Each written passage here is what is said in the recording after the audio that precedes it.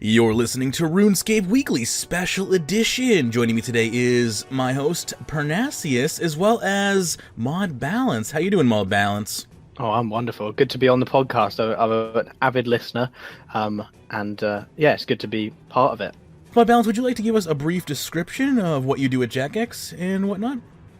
Yeah, absolutely. So my name is Maud Balance, obviously, and I'm the head of community at Jagex. So basically what that means is I'm responsible for the community team and for our social media and live streaming, our video marketing as well. So basically all of those are kind of like industry buzzwords and don't really mean much. So what actually our core duties are making sure that we are listening to players, making sure we're gathering up their feedback after updates have come out and on our live streams and all of the, basically everywhere you talk, we will kind of look at that, analyze it, work out what the key points are and feed that back to our development teams. That means we can make the greatest game content possible, exactly for what you want. We also deal with, live streaming and video marketing. So uploading the videos to YouTube, choosing the correct titles and tags and stuff. It's not particularly interesting to describe, but we kind of enjoy looking at how the algorithms work so we can promote RuneScape the best we can. So we work really closely with our development teams and the marketing teams, and we're kind of that bridge between marketing and development and also the players. A huge part of what we do is engaging with you guys, doing things like this, talking to people on the subreddit, on the forums, things like that. I think it's the best job in the world. We get to essentially play RuneScape, talk to RuneScape players and really help make the best game possible. It definitely seems like a dream to me. So let's get into it. Do you have something you wanted to say? No, as I say, can I, if I move over to England, can I have a job? And how long have you been with RuneScape yourself? So I've been at Jagex for, I think, just over 3 years now. I started in community management and, kind of worked my way up. And I've been really proud to be a part of the kind of community management journey, if you will, and I've seen the game grow a lot. So for instance, one of my earlier projects when I'd been around for a few months or maybe a year or so, was the launch of Legacy Mode, which I was kind of responsible for the kind of community management and feedback gathering for all of that. So produced a lot of reports and gave lots of feedback to the development teams, was talking to all the players across all of the platforms available to us. So I've had a really, really incredible experience here at Jagex, and it's something that I'll keep with me for a very long time. And I hope actually that I'm working here for a very long time because it's the coolest place to work and it's got the most passionate customers. I can definitely agree with the passionate customers portion. Well, we got a bunch to talk about, so let's get into it. We are right at the beginning of Customer Support Week, and we had Mod Infinity on last week to kind of talk about that, build up some hype as we entered into it, and now we're here, now it has begun, so I figured it would be best to do it some honor here and just quickly do a rundown on it for those who haven't heard the interview with Mod Infinity. If you haven't heard that interview, you can check it out at magebit.tv, but let's just quickly run down Customer Support Week. It's live in-game right now. So, Mod Balance, would you like to talk briefly about that for us? Yeah, absolutely. So Customer Support Week has started already. So if you're already listening to this, it's live, and it's kind of available until until just before midnight on the 9th of October. And there's loads going on in the game and also outside of the game. So I guess I'll speak a little bit about what's going on in the game first, because I think that's probably what will interest you guys most. Okay. So there's a new guy to meet called Count Check, and he is kind of the representative of the customer support team in the game. So he's in Burthorpe, just by the Lodestone, I believe. Yes. And you can essentially go and have a chat to him, and he'll tell you how secure your account is. And in exchange, you'll receive a free XP lamp. That's just the standard reward. And you can go and speak to him every day and get your kind of clue scroll as well. The clue scroll is essentially a way of testing your skills, and you'll get 2 prize caskets in exchange for completing one of those. The way to unlock the second casket is by having a really secure account. So you need a bank pin and the authenticator. So essentially you get an XP lamp for your time, and you get a clue scroll with 2 rewards, one of which you just need a bank pin and the authenticator to open. So there's loads to do. And there are 7 different clue scrolls as well, so it's pretty good. Very nice, very nice. There are some other prizes on the table as well. Apparently, if you simply have a bank pin enabled, you have the chance to win 12 months of membership as well. Yeah, absolutely. Yeah, 12 months of membership is a pretty awesome prize, and literally all you need is a bank pin or the authenticator version of the bank pin. Awesome. I have to say, I really wish more advertising was done about having your authenticator for a bank pin, because when I found that out, first of all, I was like, mind blown, and then I was like, why isn't this just a standard feature? I was so excited when I found bank pin authenticator. I was almost kind of thinking to myself, man, if people have the bank pin authenticator, they should get some other higher level reward. You know what I mean? It's I don't know. I feel like that should be advertised as well, a little more in the game settings than it is, because that is such a great feature. It's a very clever feature. It is indeed.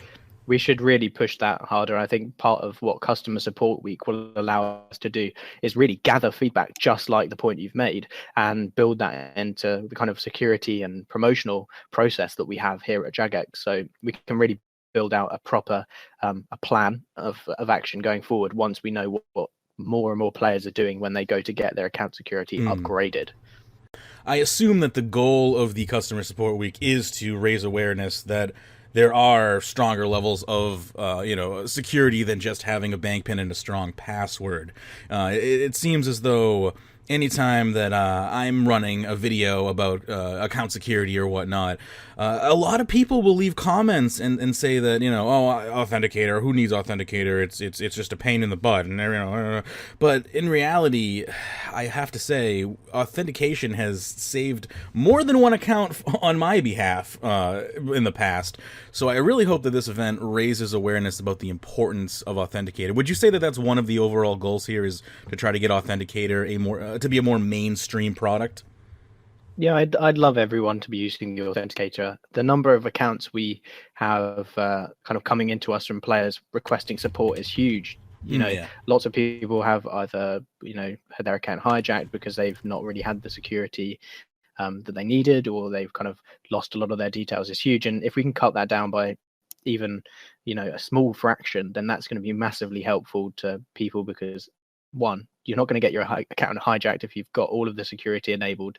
2, is going to mean that we can respond to other customer support queries a lot faster if we're not dealing with the kind of account recovery requests and things like that. So there's benefits to everyone, including other players that already are using the authenticator. If you do get in touch with us, and we might be able to respond to your ticket quicker because we're not dealing with all the other people who've got their account hijacked. And I mean, I get that it's an inconvenience at times to put your authenticator in, your authenticator code in, but ultimately I think that's a definitely a worthwhile bit of security, given that you'd be very much more upset by having lost your account. And you know what? It is like a common sense thing. Like, use every tool available to you. Make sure your account is secure, and you won't lose it. Yeah, the 7 seconds it takes to input 6 digits is not hard at all. What I did like about Count Check as well is he's very tall, but when you do talk to him, he also brings up about having 2-step authentication on your email and such as well. So, and I think that was a really good point that you did add into his chat there, and hopefully people do read it and not just sort of spam through to get their sort of free lamps and such. But I think a lot of this is very common sense, isn't it? I mean, if you have security is common sense, right? Absolutely. You got your 2-factor authentication on your account. You've got your 2-factor authentication on your email. Your account is essentially unhackable. Like, there is unless ninjas break through the window and steal your phone or computer. Exactly. Unless you've literally had you've had a proper security breach, then there is no chance you're going to have your account hijacked. Like, it's super simple, very quick to set up, very quick to use. It's just common sense. So I'm going to assume the number may be very well close to 0, but do you ever get any customer support queries that actually involve people saying, I have Authenticator, I have bank PIN, I have everything set up, yet I've still somehow been hijacked? I think that has probably happened before. If people haven't got two-factor authentication on their email, then yeah, of course you are at risk. I've never really known any specific examples of where people have kind of had all of the security measures we recommend in place and had their account hijacked.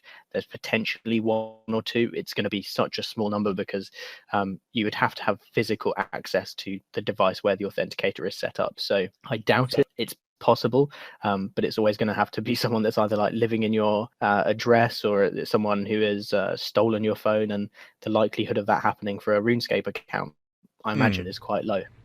Don't trust your little brother, is what you're saying. Exactly. Yeah. Lock up that phone. You need I tell you what, you need two-factor authentication on your mobile device. You need a series of mobile devices. You need a never-ending chain of phones. Yes.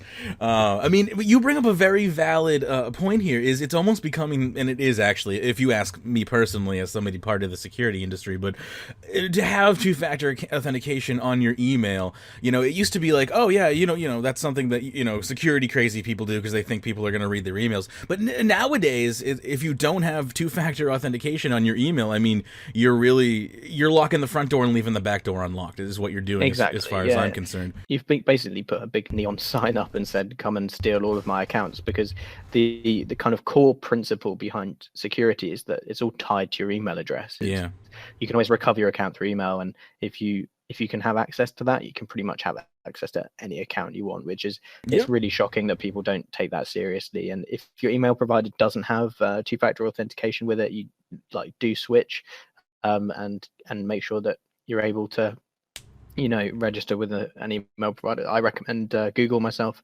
They have two-factor authentication, and their email client is wicked. So yeah, I mean, I love Google's email client. I mean, beyond just the two-factor authentication, which is an absolute must, of course. I mean, their fraud detection is amazing. Like, very good, yeah. If somebody even sneezes at your account from a location that you haven't logged into in a while or ever, your account goes into immediate red alert. And I've had multiple times where, from password leaks where my password had been leaked, someone would then use it to try and log into my email. Has been around literally since Gmail's been around, so it's a very well known out there email as far as spammers are concerned.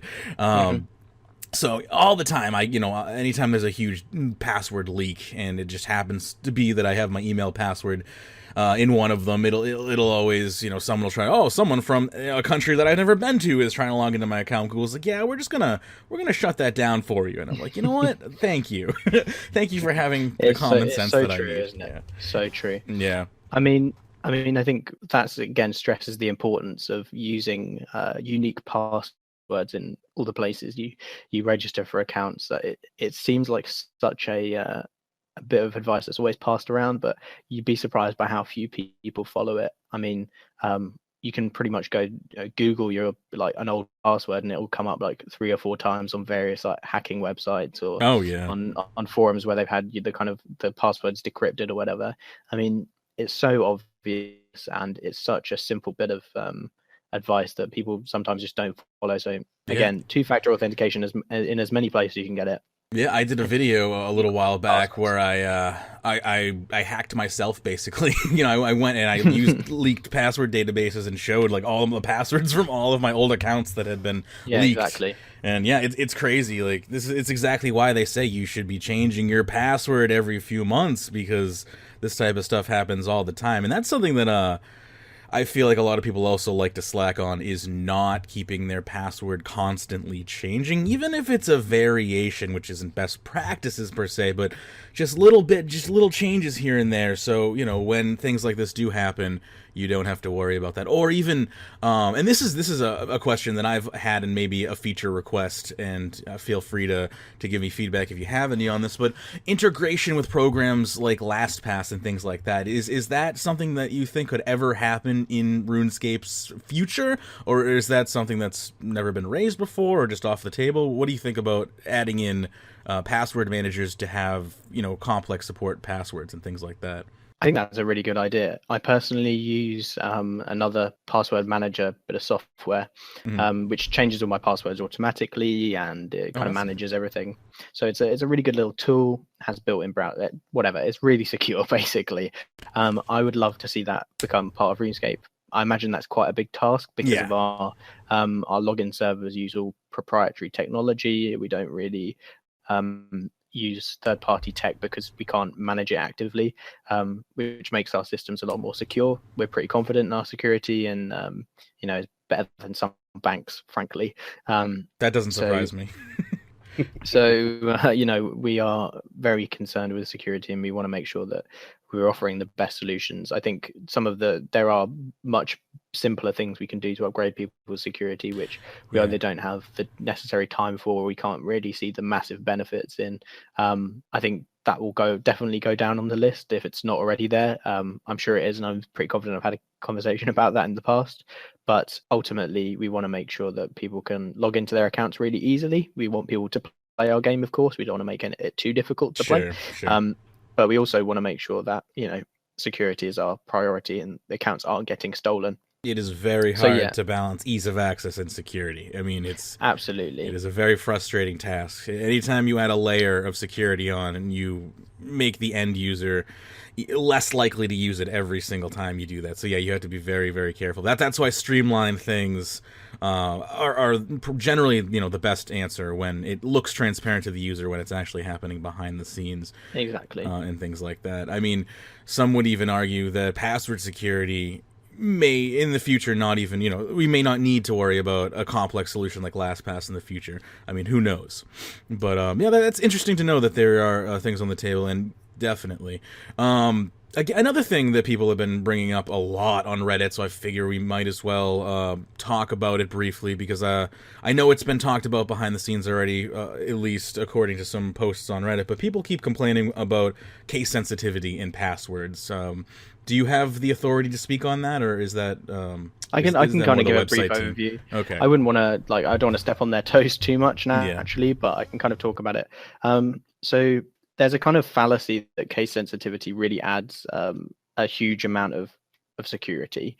And do you know what? It is an additional element of password complexity that we don't have in our password systems at the moment. However, if you look at something like the authenticator, bank pins, two-factor authentication on email, ultimately, if you have all of those things, you don't need a super complex password, because you can have a combination of numbers and letters.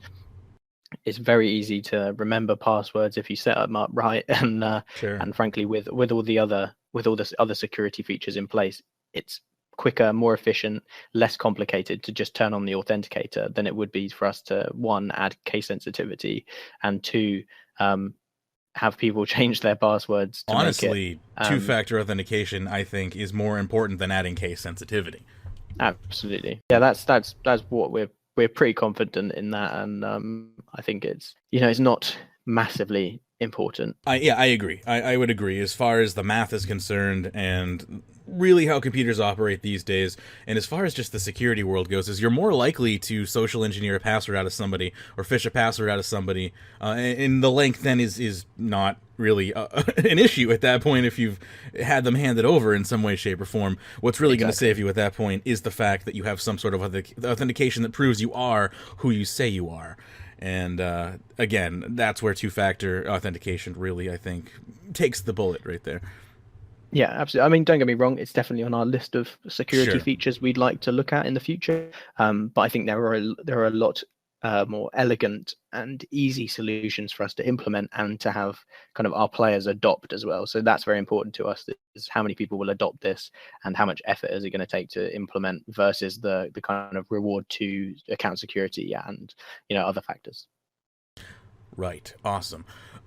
So I do want to briefly talk about just the customer support stats and whatnot, if we may. So I've always enjoyed the forum post that was released each month that kind of detailed the statistics as to what the the CStat team was doing on a month-to-month basis. And if I'm correct, and correct me if I'm wrong, that was now moved into the actual support area of the website, and now it has its kind of own document there. Is that correct? Because I was looking at it fairly recently, absolutely. and So it looks spiffy. I love it. It looks really cool, doesn't it? If you go into the support center, you'll be able to see the kind of most recent customer support stats, and the customer support team do an amazing job of keeping those up to date and also making sure those numbers look really good. I mean, it's very difficult to achieve that level of quality in our service and the response times that we do. And actually, we've got not a huge team, but where customers do contact us, we are exceptionally good at getting back to them quickly and solving their problems. So yeah, absolutely, I'm very happy to say that those stats really are something we're proud of. Yeah, the turn time is great. As far as the ticketing system goes, I've heard that there is plans to upgrade that in the works. Is that rumor confirmed or debunked at all? Are you able to say? Yeah, I can. Again, I don't want to speak too much on behalf of the customer support team. I think this is probably one that they'd need to answer, but we're always looking for ways to improve the support center, and we are actively looking at a number of solutions. We recently did a trial of live chat, which we were really happy with. Yes. And, that was for technical support, yes? It was, yeah. Obviously, for things like billing support or kind of payment help, those are particularly difficult for us to deal with live or kind of without some kind of authentication. So we would need you to log into your account, for instance, just because we're obviously discussing a lot more sensitive details with stuff like technical support.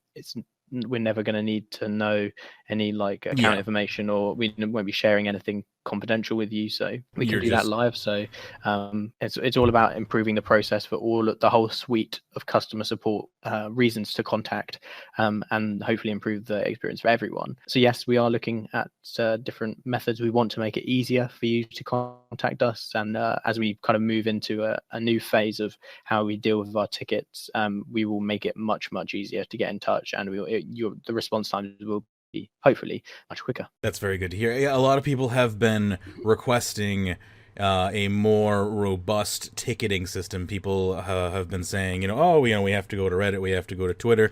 Do you openly have any way of directing people to the ticketing, the corrective portion of the ticketing system when they require assistance, or do you generally prefer to just solve it on those third-party sites when it comes to things like that? So basically you're asking, would we prefer to send people to the customer support center, or would we prefer to solve their problem on the platform they contact us on, right? Yes, correct. You got it. Okay, so where it's possible to solve the problem on the platform without having to redirect them to a customer support article, we will always do that. It's very important that we get customers back into the game. People want to play, and we want to enable you to play. So the customer support team have tweeted literally thousands of times, and they have an amazing group of community helpers who provide support. Where the kind of problem would take a large number of tweets, or would require people to kind of go into DMs or unnecessary levels of complexity, it's generally just more convenient to send people to the support center. Naturally, we always look for the quickest and most elegant solution for the user, and we want to solve the problem for as many people as we can. Very good, very good. So it's really it's less so about the platform and more so about getting people back into the game as quickly as possible. Whatever is going to be quicker is our priority. It's about solving the problem quickly, first time, wherever we can. So if we need people to check out a support article because it has all the details, then we'll just send people there. But if it's like a quick fix, like delete your cache, then that's super simple, and we can just reply to the tweet there. Okay. Fair enough. That's good information. Go ahead. Just going back to with the accounts that 250,000 odd accounts sort of banned each month. Now we have heard that that Jagex look at all the accounts that are banned and just make sure that they were rightfully banned and such. And you sort of always see on Reddit where people say, how can you look at that many accounts at once? And I think it's been said before about, there's big blocks of bots and such. So obviously you're not going to be checking those. So in say just an average month, how many would you say of those sort of 250,000 accounts would be just those real world trader sort of bots that are just The there gold farmers. running the money? The gold farmers, yes. I think that's going to be one I'm going to have to refer back to the customer support team. No, I'm actually fair not 100% sure, but I would say a large portion are kind of gold farmers and essentially accounts created just to cheat. We're very effective at removing those very quickly. We're obviously having to fight an ongoing battle with them, because as quickly as we can ban them, they can kind of make accounts very quickly, and so we're trying to stay on top of that using things like BotWatch and all the other tools available to us. So we do review a lot of the accounts, and we pay particular attention to accounts that we are, if we're not 100% sure that they belong to a gold farmer and are potentially like legitimate players who have decided to bot, we will look into their accounts in a lot more detail than we would with someone that is just a gold farmer, because there are very specific patterns that are shown by legit players and by people who create accounts just to bot. We can tell those straight away, so we can issue bans very quickly.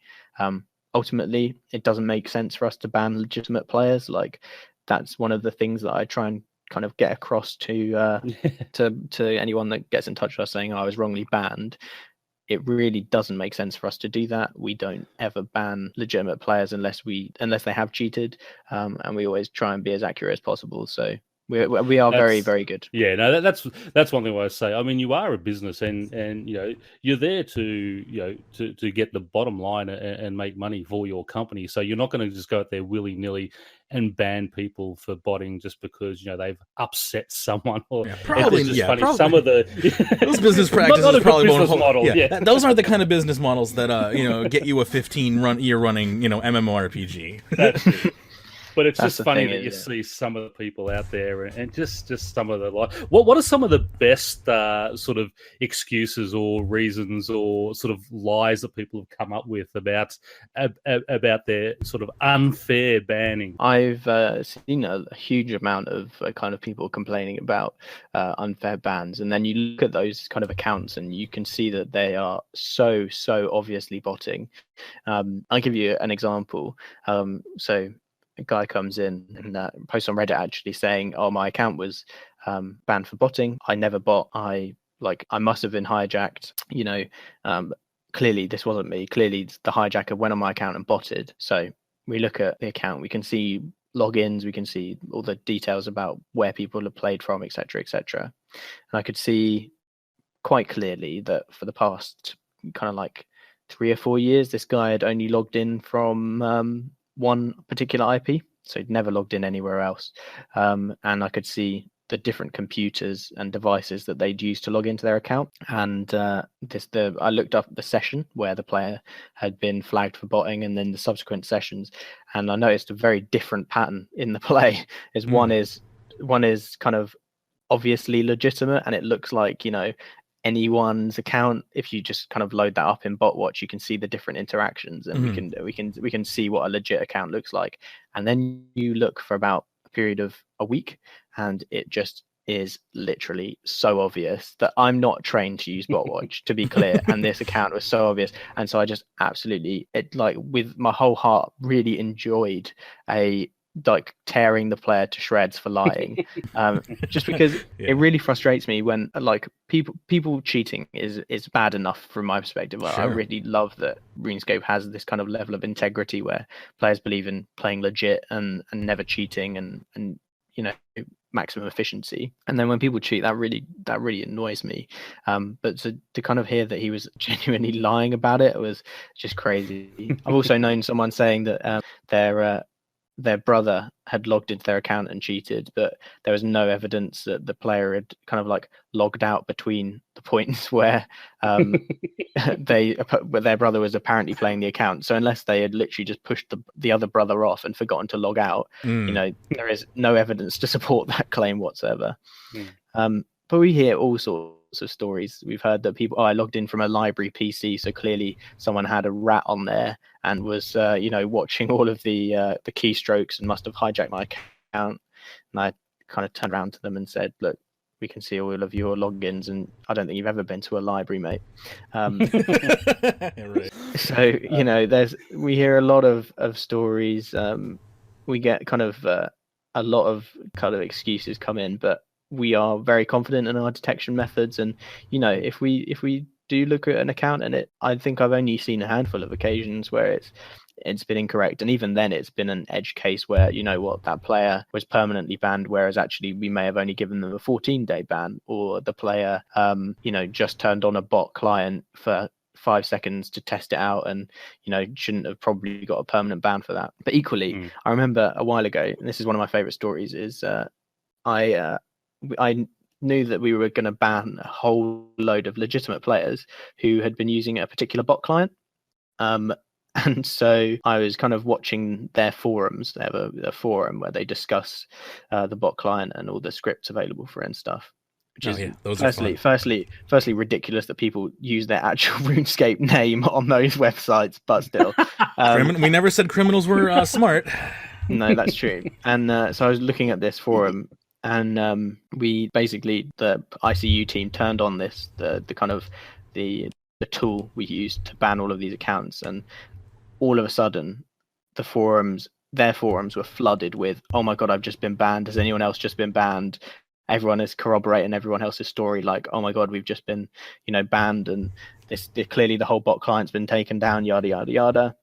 And then people with the same display names on this forum and in game are coming back and saying, "They're never botted, and this is disgusting that I've been banned." It's just hilarious. I love that there's like double agent work going on where you're creeping on the bot makers forums and whatnot, and just like collecting intel. It's starting to sound like a spy movie. It's pretty cool. That's the ICU team. The ICU team are genuinely amazing, and we use the kind of data we can collect. The reason we don't ban some bots straight away is because we love to collect the information about how the bot is working, and it allows us to detect other people using that bot. So and for instance, one of the ban waves we did, we always like try and make sure we understand the bot fully, and then we can take action against it. Another great one that comes up from time to time is, I was on business over in China. My work sent me over there. I logged in there and I got banned because I was playing in China. Now, obviously, playing from China would raise some flags with you, but just because it's coming from China, obviously you're not going to ban it from that. But what would be your response to those players claiming Jagex unfairly banned because I logged in from China? Because I went on holiday. Yeah, or work sent me over there. So we can normally tell what's a legitimate login and what isn't. We have a kind of a database of suspicious login locations and different IPs that we've flagged as dodgy, but at no point does the system discriminate on country or anything like that. So if you log in from a dodgy IP based in the USA, you're just as likely to be banned as someone who logs in on a dodgy IP from any other part of the world. Is dodgy IP code word for like free open VPNs? No. It's more a case of when we know that for instance, a gold farmer is using this. So it's clearly an IP of either the VPN they're using or something like that. Then clearly it's being misused, and then that would form part of the heuristic that we use to detect those bots. So let's say you're a gold farmer, you create 1,000 accounts and you run them off one VPN. So we say, okay, well, what's the relationship between all of these accounts? How can we tell they're from the same place? Well, the IP tells us that, so we build that in as part of the heuristic. Second part of the heuristic would be, how does the bot work? And the third part would be, how do the clients interact? How does the server interact? And so there's a number of factors that go into kind of working on that. So do you know what? If you log in from China or from any random country and you're not using a bot client, then do you know what? You're not going to get banned because our system can tell the difference. So I can feel less bad about making fun of people on the show now when they say I used a VPN client and got banned, because there's about 8 other different things that need to be red flagged as well before you're going to just get kicked to the curb. Look, I use a VPN to play sometimes. Yeah, I never I've trust used those one. people anyway. I mean, I use Pay4. Just, I mean, again, I do a lot of security consulting, and a lot of I need to encrypt my connection a lot of the time, or I have my own personal VPNs and whatnot. And occasionally, I will play with the VPN on, and I've been doing so for I don't know, maybe about 6 years, and haven't been banned yet. Exactly. You know what I mean? Like, if you're playing legitimately, you're not going to get banned. It's so simple. There is such a fallacy that we just randomly make mistakes or deliberately ban people. Oh, you logged in from somewhere we didn't like, so that's not true. You use an MMO gaming mouse, you're done. Yeah. It's not like that at all. You know, occasionally mistakes do happen, but we correct them really quickly, and we take measures to stop it ever happening again. So I don't ever know anyone that's been banned from using a VPN ever in my career. But you know what? It's good to hear. It's good to hear because, but, I mean, yeah, anything is theoretically possible, which is, why absolutes are a scary thing, but to use at least. But yeah, no, I mean, I feel as though there's always a little bit of a story that's being untold when somebody gives that type of information, and we generally run with those types of things on the show. But but anyway. They're our favorites. They are. It's it's always fun to poke fun. But in all seriousness, when we poke fun at either botting or people being hijacked or things like that, it's really an undercover PSA for these types of things. Like, if people, I'm under the mindset if people hear enough stories about being banned for botting or hear enough stories about having their account hijacked, that they will do the right thing and not bot and do the right thing and use the proper security, because people think it'll never happen to them. But, that's just not the case in today's day and age. There's so many attack vectors. There's so many things for, things to go wrong that, if you're not rolling with the tightest security, it's really only a matter of time as far as I'm concerned. So I really appreciate it when Jagex does things like Customer Support Week and tries to bring that type of stuff into the mainstream. I think that's a really valuable thing that you're doing, because hopefully you can take these practices and carry them over into your everyday browsing habits. Like, this goes beyond just, playing RuneScape. I mean, having proper security across your email can really save you in more than one place, more than just, RuneScape. You should have two-factor on pretty much everything that possibly supports it, if you ask me. No, I fully agree with that. I'd much rather personally, I'd rather have my RuneScape account stolen than my bank details. So yeah, you're a lot more likely to get one back. Yeah, exactly. I think the ultimate point of Customer Support Week is make sure your RuneScape account's secure, but where it's possible, you should be as secure as you can on all of the platforms. And having one platform that's really secure will in turn make the other platforms more secure, and so on. So you are only as secure as your weakest account is generally what I tell people. You can have Fort Knox set up on one account, but if you leave your email or even another account that may have personal details inside of it that can then be used to fish out details from other accounts. I mean, there's so many ways to get a hold of information on the internet that you really have to kind of make sure you are applying these best practices. Absolutely. Pern, do you have any final questions you want to add? Well, just one thing I wanted. Sorry, my fire alarm's going off. No problem. It was just a test. I think it was just a test. Is that the sound it makes when anytime a new World Trading Network is detected? Just all the alarms go off. That's the this player is logging in without the authenticator alarm. One thing I did want to bring up is, obviously, Jagex are taking it very seriously in the fact that the two additional keys that you're getting for having both authenticator and bank pin, or even just the one additional key if you have one or the other, you're giving it to both members and free-to-play players. So it really does show that it's really unusual to see, hey, free-to-play are also going to get this, this additional key each week, or two keys sort of each day, to keep your account secure. It's just, that's very impressive to me. Yeah, I mean, it's important to us that we keep, acknowledge the fact that free to play players need to keep their accounts secure too. Sure. It's such basic stuff, and if people are getting it right, nice to have a little reward every now and then. And ultimately, your account security is exceptionally important, and we have people that are free to play and people that are kind of members as well contacting us about hijacked accounts all the time. And so if we can do anything to kind of stop that happening, keep everyone playing, keep everyone's account secure, then we will absolutely do that. Yes, absolutely. Those free to play accounts are future member accounts. You got to think of it like that. You got to make sure that they're protected as well. Good point. Yeah, absolutely. So if people are able to play, then maybe one day they'll become a member, and that's always good for us and good for the business and ultimately good for the game. Indeed. Definitely. Now, if you are in talks with the developers and such, I have a great little mining and smithing rework update myself that I've written. You can always pass on to them with a couple of ideas. Yeah, send it over. I mean, if I tell you what, the way to win is just post it on Reddit, and if it gets enough upvotes, people will be talking about it forever, and then we can't ignore it. It's essentially like, and the same with the forums actually. When those guys get behind something, like we never hear the end of it, it's just a great way to kind of empower the community to build updates.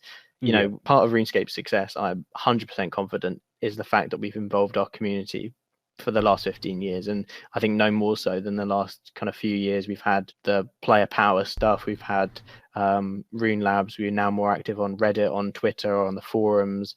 We've got kind of coverage everywhere. We're in Discord chats like the RuneScape Weekly, we talk to the wiki, we talk to the subreddit. There's so many different avenues that we're kind of more public on. We gather more feedback. Yeah, when Jagex branched out beyond their official forums, I think that that has been one of the best things that they could have possibly have done as far as community management in recent times. It's just been amazing how easy it is to have just a conversation with the staff now than it has ever been. I mean, I've been playing this game literally since the beta of RuneScape Classic. And it was not the same back in the day. It was very, very difficult to have a dialogue or even to know what was actually going on. Nowadays, the transparency level in the company is greater than pretty much any game I've ever played, or really any company that I can think of off the top of my head. It's very impressive. Yeah, absolutely. I think, we've been nominated for awards. We really are industry leaders in the way we involve our community, and something that I'm exceptionally proud of and that Jagex is proud of. And ultimately what it comes down to is the fact that our players know the game exceptionally well.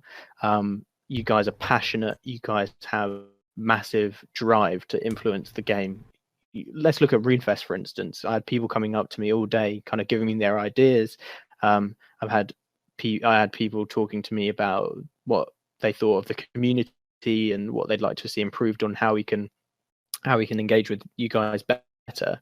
And doing stuff like this would never have happened in other companies, and it probably wouldn't have happened 15 years ago when the game was first being made. But now we know the value and we know how important you guys are to the game. Without a community, we would not be still around, and yet you guys really drive us forward, and it's a massive boost to our morale in the company when we get to talk to you guys and hear your thoughts about the game. It makes it all worthwhile. Well, it's great. I mean, even for some, I mean, we're just a small little independent podcast. Just to be able to reach out on Twitter and say, "Hey, would you like to come on?" and have that response straight away, and the enthusiasm with how you've come on and spoken to us and are so open. And I mean, we also had Mod Infinity on last week as well, and the same type of thing.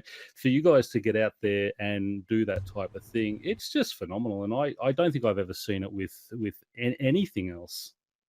There are very few very few game developers who would have the kind of weekly live streams that would we are so interested in hearing from you guys and kind of sharing our ideas with you to see how you'd react. We love to make sure that the game we are making is the game that you want. You guys aren't gonna play or pay for the game if you're not happy with it, and I think part of our success has definitely been the community.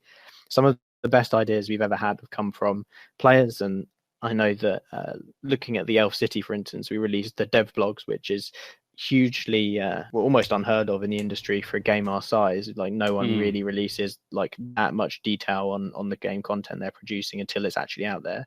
But we really wanted to make sure it was exactly what the players wanted, and the amount of feedback that you guys gave and the amount of feedback that we took on board and kind of included was absolutely astronomical. And it really, you guys have really shaped RuneScape over the last few years, so I'm very proud to have been part of that process. Oh, and we're really happy that you guys do that. One of the best updates I think we've ever had is the introduction of Revolution for EOC, and I believe that come from the community as well. Absolutely, yeah. I mean, if you look at Legacy mode, for instance, it's been a massive boost to the player base. It's been hugely impactful for the number of people playing and the number of people coming back to RuneScape. And without our community really pushing us to improve EOC, there's a lot of people calling for EOC to be removed. And as much as we weren't going to remove EOC, as much as we weren't going to remove EOC, they did really push us in the direction of making sure that we, develop the game for you guys. If people want an experience without the evolution of combat, you've got old school, you've got legacy mode, and some of the biggest changes to RuneScape came about because of player feedback. And I think that's something you all can be so proud of yourselves for, and it's great to be part of a community that have really shaped a game like this, especially since it's been going for so long. It would be very easy for us to get stuck in our ways, but you guys keep us nicely grounded, and I think we'd get in a lot of trouble if we did everything without telling you.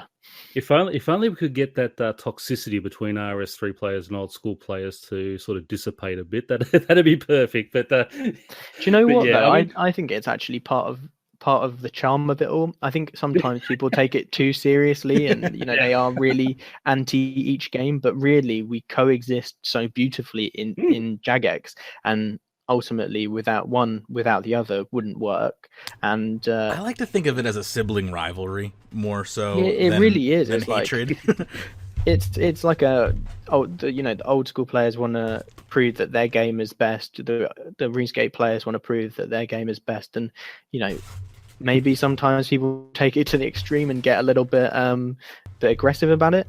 But actually, it's about showing off how much you love the game, and it shows the passion. And you can see that in everything we do. There's always comments on our Facebook page about old school or RuneScape, and there's this lovely kind of relationship. As much as it can come across a little toxic at times, I'm very, very proud to say that we have passionate players. And yes, it's like if we hadn't had the EOC and things like that, then there would be no old school. We would never have done old school if we just continued. And actually, old school has allowed us to explore a completely different side of RuneScape to the one that was kind of developing back in 2007. We've gone in a different direction where we've not tried to kind of play with the graphics, and we've not tried to change that core experience. And RuneScape as it is now is a totally different game to old school, but really the foundations are still there. It's still that kind of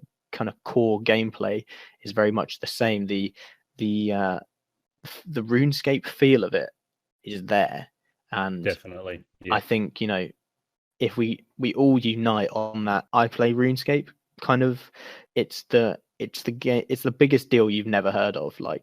It's such a cult experience, and people can really bond over that. You see that at RuneFest, where you get the old school players talking to the RuneScape players. It's such a lovely kind of there's a bit of jostling at the start of the conversation, oh, old school, oh, RuneScape, but everyone kind of comes back to the things they love about the game, and that's really lovely, isn't it?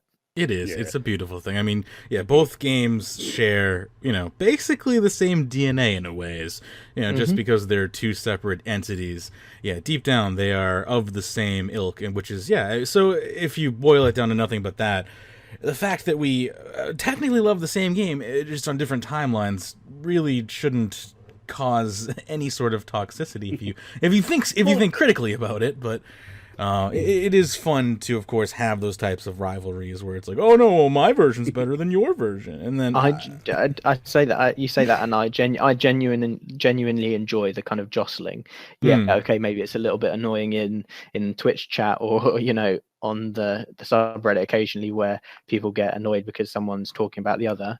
But at the same time, we wouldn't be the same game without such a passionate community. Sure.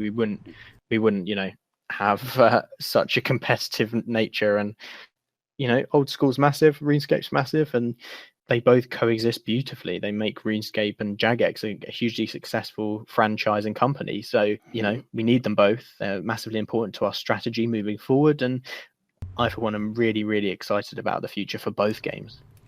Well, yeah, again, I mean, I've always I joined the game in 2011, so I never played the 07 version, and one of our listeners put a challenge out to me, and I went across there, and I must say, I mean, I don't like those older graphics. I do prefer the RS3 graphics and such, but the gameplay and such, they really do, they do complement each other. I mean, everything's there. I love it in old school, where you don't just have lodestones to get around and everywhere. You've got to run and things like that. They both got their pros and cons, but old school's got that rustic feel. Yeah, I think right. Old school to me has the kind of it's old school. It's like classic, like nostalgia blast of this is what games were like in that day and age. This is what the kind of core principles of RuneScape are all about. RuneScape for me is amazing in that it's an evolved game. It's a developed game. It's had years and years of work on it. It's the player base has matured along with it, and I think they are very much symbiotic. Definitely. I mean, their economies are intertwined in a way, and on top of that, one thing I wonder is how many players who play old school actually started on old school opposed to RuneScape 3, because obviously old school is meant to cater towards long-term players who want that nostalgia blast, as you mentioned. I wonder how many people actually just started in old school opposed to RuneScape 3. I doubt we have numbers available. It's just a thought that I've always wondered. That is a very interesting thought, actually, and I don't have the numbers in front of me, but what I would say is old school has kind of had this, and I hate to say viral, but it kind of has had this injection of word of mouth kind of marketing, and it's gone massively wide. And I think there is a significant chunk of the player base who had never played RuneScape to begin with, and we're so lucky to have those players with us and kind of experiencing RuneScape for the first time, and getting that RuneScape experience from 2007 but 2016 is absolutely amazing. Indeed. I'd love to see people who are sort of my ilk, who sort of started in that 2011, 2012 and later period, who have gone back to try it out and just to see what it was like and things like that. And that's what I enjoy it for. I can see, like when MageNet talks about the old days, I can go back and see those type of things back there. And when I was in there, I was going looking for things, going, I'll just go down to Ooglog and do the Bandos bar. Oh, it's not there, and just discovering things like that, and and seeing the all the new areas and such that they have developed over there. And as you said, I mean, they are both great games that have developed differently, but do work well together. I think so. They do serve, I would say, probably two different types of player for sure. But, there are plenty of people that are in the mood for both types of gameplay. And then, again, the fact that you can cater to two different types of players using the same, product, if you will, to keep them in that universe, I think that's great. If it keeps the company healthy, then I'm all for it. Like, people, again, with the whole toxicity thing, it's like, in the end, we're all still supporting the same game we love, so what does it matter? Yeah. But, that's the main thing. As long as the bottom line at Jagex is healthy, I don't care which game you play, you're paying your membership to get out there and enjoy it. We've got a question from DX who said, did you ever expect old school to be as successful as it has been? I think that is a genuinely fantastic question. Do you know what? I voted for old school when the poll came out. So did I. So did I. And I just think it is such a clever idea. And when I came to Jagex, I kind of got told the story of how the kind of game came to be and who suggested it, and whatever. I won't go into that today, but what I would say is I don't think anyone really expected how big Old School would be. We kind of did it just on a bit of a punt. The poll surprised everyone, and with the amount of votes that were cast, but we never really thought that it was going to be a game with like a massive long tail. But the community have just proved to us the fact that it's nostalgic and kind of that very cool purist experience that really matters to some people. And the game's got longevity. The game has made a load of money. It's been very lucrative for the business. It's meant that we can invest in Old School with a larger team. It's meant that we can invest in RuneScape, and both games support each other. They have this great relationship, and internally we always work together to make sure that both games are really healthy. Like the community team spans Old School and RuneScape and all of our other products as well. That concludes our interview with Mod Balance. I hope you found it entertaining and enlightening. We look forward to his return in the future to take a more in-depth look at the community management process. In the meantime, if you like what we're doing here, head over to magebit.tv for more and support us on Patreon at patreon.com/RuneScape.